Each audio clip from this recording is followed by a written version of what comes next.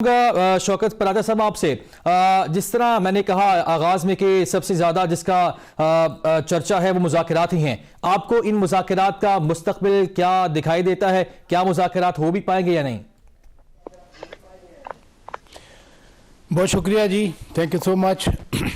अगर मेरी ख्वाहिश पूछनी है तो मैं तो सबसे ज़्यादा खुश हूँगा कि ये मुज़ाकरात अभी शुरू हो जाएं और उस वक्त तक मसलसल चलते रहें जब तक कि इनका नतीजा नहीं आ जाता। और नतीजा क्या हो, मेरी ख्वाहिश के मुताबिक कि सियासी दर्जा हरारत कम आए, ये तसादुम की फ़िज़ा ख़त्म हो और मुल्क में एक स्मूथ जो बिजनेस है हर मुल्क का जैसे चलता है हमारे यहाँ भी वैसा चले। लेकिन अनफॉर्चुनेटली मेरे जैसे इन 25 करोड़ पाकिस्तानियों की ख्वाहिशात पूरी नहीं होती और नज़र नहीं आ रही, क्योंकि एक तरफ मुज़ाकरात की बात हो रही है लेकिन मुज़ाकरात के साथ साथ जो हॉक्स हैं, हॉक्स की तरफ से तो कोई मुझे ऐसा इंडिकेशन नहीं आया कि हाँ वो भी करेंगे। 2 दिन पहले तो हथियार उठाने की बात हो रही थी और अभी अगर पीर वाले दिन तोशाखाना में सज़ा हो जाती है तो मैं तो नहीं समझता, शेर अफजल खान मरवत साहब जो मर्ज़ी कहते रहें, उस सज़ा का तो असर ज़रूर पड़ेगा। लिहाजा एक गुडी गुडी माहौल जब बनता है तो फिर खान साहब कह देते हैं कि यूं लग रहा है जैसे बाहर सारे ही खुश हैं। तो कहने के लिए तो मुज़ाकरात की बात है, स्पीकर साहब भी अपने आप को पेश कर रहे हैं, लेकिन बहरहाल होगा तो हम भी देख लेंगे, खुश हो जाएंगे। मैं ये कह रहा था कि सजाएं, जिसने आपने कहा कि तोशाखाना में सजा हो जाती है तो फिर तो मुश्किल लग रहा है, लेकिन सजाएं पहले भी हमने देखा अहम मामलात में सजाएं हुई, फिर उसमें सजाएं मुअत्तल भी हुई। सजाएं हुई तो मुज़ाकरात भी तो नहीं हुए ना। देखे ना, उन सजाओं की वजह से जो रेटरिक था वो कितना ऊपर गया।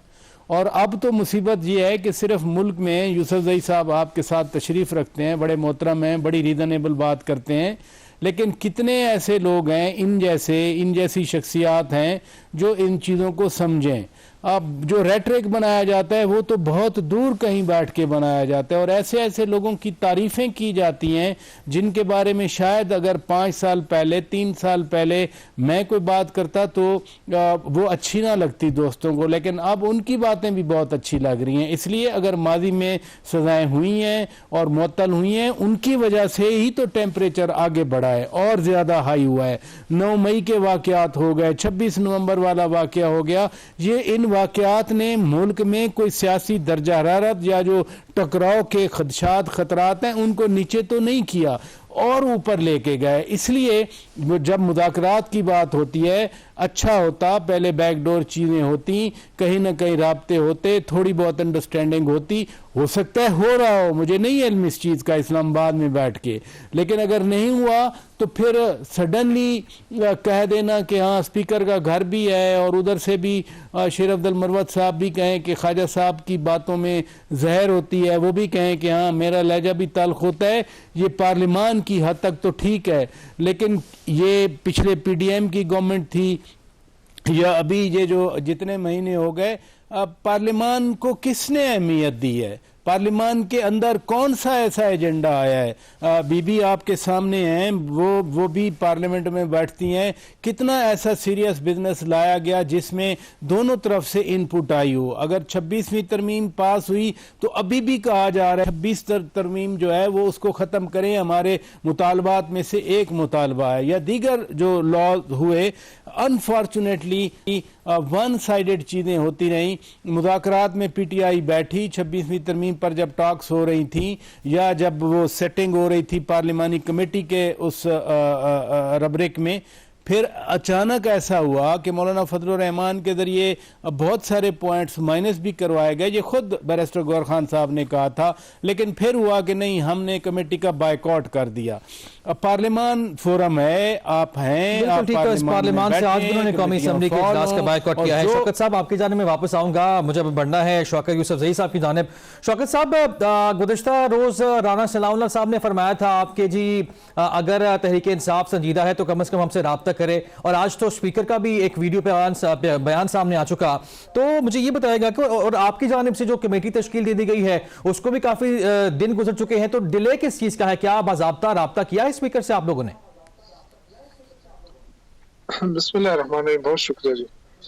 देखिए, जब हुकूमत की नियत होती है ना, क्योंकि काम तो हुकूमत ने करना है ना, हुकूमत की नियत होती तो अब तक मुज़ाकरात हो भी जाते हैं, लेकिन बदकिस्मती से हुकूमत के अंदर भी पता नहीं है कि मुज़ाकरात किसने करने हैं और किसके साथ करने हैं, क्योंकि वहां तो असल क्लियरिटी तो वहां नहीं है। एक वजीर आके एक बयान देता है, दूसरा वजीर आके दूसरा बयान देता है, तो वो बहुत ज्यादा कंफ्यूजन है गवर्नमेंट के अंदर। और यही बात खान साहब भी कहते थे कि देखिए, आप मुज़ाकरात मुज़ाकरात की बात कर रहे हैं, लेकिन गवर्नमेंट जो है उसके उनके पास इख्तियार नहीं है, वो मुज़ाकरात से भाग जाएंगे। लेकिन हम जैसे लोग जो थे, हमारी ख्वाहिश थी कि मुज़ाकरात हो जाए ताकि मुल्क मुश्किल से निकले और सियासी तौर पे मुल्क मजबूत हो, सियासी तौर पे लोग आ जाएं, बातें करें, बातचीत हो। लेकिन अब मुझे जो नजर आ रहा है, मुझे बड़ी मायूसी भी हो रही है। देखें, स्पीकर साहब बड़ी देर कर दी मेहरबान ने आते आते। ये पार्लियामेंट के अंदर बैरिस्टर गौहर साहब स्पीच कर चुके हैं, अली मोहम्मद खान कर चुके हैं, इस तरह सेनेट में शिबली फराज कर चुके हैं, और भी हमारे मेंबरान ने बातचीत की। लेकिन देखें, उनका यही कहते हैं ना कि जब पार्लियामेंट में आए बात करें, तो पार्लियामेंट में कितनी दफा उन्होंने कहा कि हम बैठने के लिए तैयार हैं। लेकिन ये तमस्खुर उड़ाना है गवर्नमेंट की तरफ से, बड़ा रऊनत, बड़ा मजाक। और मुझे समझ नहीं आई कि मतलब उनको किस चीज की रऊनत है। क्या तहरीक इंसाफ की जो सियासी कुव्वत है वो कमजोर हो गई या खत्म हो गई, सवाल ही पैदा नहीं होता है। आप जितने मर्जी है 1000 लोग और जेलों में डाल दें, लेकिन लोग इमरान खान के लिए निकलते हैं। और इस पार्टी का जो सबसे बड़ा सरमाया है, वो 18 साल से 35 साल के नौजवान है। वो न कभी डरेंगे, न कभी भागेंगे। सिर्फ ये है कि आप लोग सियासी तो बन जाए ना। यहाँ तो सियासत नहीं है, रूल ऑफ लॉ नहीं है, इंसानी हकूक नहीं है। इसके बावजूद जितना तशद्दुद गवर्नमेंट कर चुकी है, इसके बावजूद लोग निकल रहे हैं। तो आप समझे कि लोग निकलना चाहते हैं हर सूरत में। अच्छा शौकत साहब, एक तो हुकूमत ये कहती है, आपने जब भी एहतजाज का ऐलान किया, हुकूमत ने बारहा ये कहा कि जी लोग तो निकले नहीं हैं, और दूसरा हुकूमत का यही स्टांस है जो आप कह रहे हैं कि हुकूमत संजीदा नहीं है। हुकूमत भी कहती तरीके इंसाफ संजीदा नहीं है, हम बात माने तो किसकी माने और बात सुने तो किसकी सुने। देखिए जी, पहले तो आपको बड़ा क्लियर मौक़िफ़ है। खान साहब नहीं चाहते थे इनके साथ मुज़ाकरात, आपको भी पता है, सबको पता है। और वो इसलिए नहीं चाहते थे, हमें भी वो कायल करते थे कि देखें, आप मुज़ाकरात की बात करते हैं, लेकिन गवर्नमेंट के पास इख्तियार नहीं है। आप कुछ भी देख लें, मुज़ाकरात करके भी देख लें। तो सर अब क्या वजह बनी कि खान साहब ने कह दिया कि जी मुज़ाकरात करें? देखिए, इमरान खान ने तो कह दिया ना, उमर अयूब साहब की सरबराही में कमेटी बनाई, पहले 5 रुकनी, फिर 7 रुकनी। अगर वो संजीदा ना होते तो फिर 7 रुकनी कमेटी बनाने की सवाल है ना, जिस तरह आपने खुद फरमाया अभी कि इमरान खान साहब ये फरमाते रहे कि हुकूमत के पास तो इख्तियार ही नहीं है। तो अब मैं जानना ही चाह रहा हूं कि ये जो यू टर्न एक लिया है, तो ये अब इसकी क्या वजह बनी है? ये उसकी वजह हमारी पीटीआई लीडरशिप, वो कहते थे कि खान साहब मुज़ाकरात करें, हमें एक मौका दें, मुज़ाकरात करना चाहते हैं। तो खान साहब ने कहा ले ले मौका। बिल्कुल ठीक है। नहीं, आप ये फरमाने के जो पार्टी कायदीन है उन्होंने बानी पीटीआई को जो है वो मजबूर किया या कन्विंस किया है कि मुज़ाकरात की तरफ आए।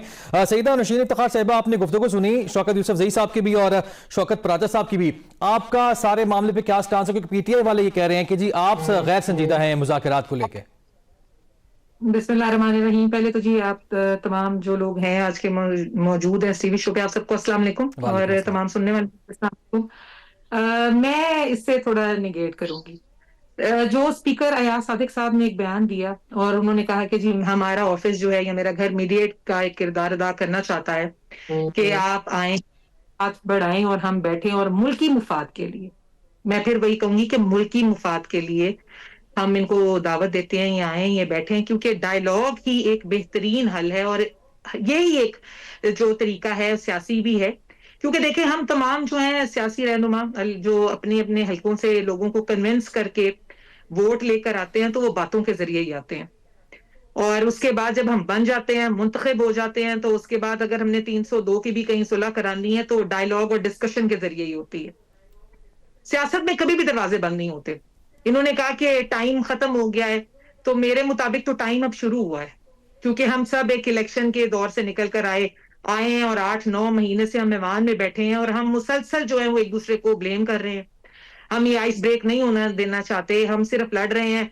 और पीटीआई के बेंचेस से, जो अपोजिशन बेंचेस हैं, वहां से उठते हैं लोग, कोरस में जो है हमें गालियां पड़ती रही, किताबें बचती रही, डेस्क और बिल उठाड़ के हमारे ऊपर फेंके जाते हैं। जब बिजनेस हाउस में संजीदा कोई होता है तो ये लोग जो है वहां पे नारेबाजी शुरू कर देते हैं।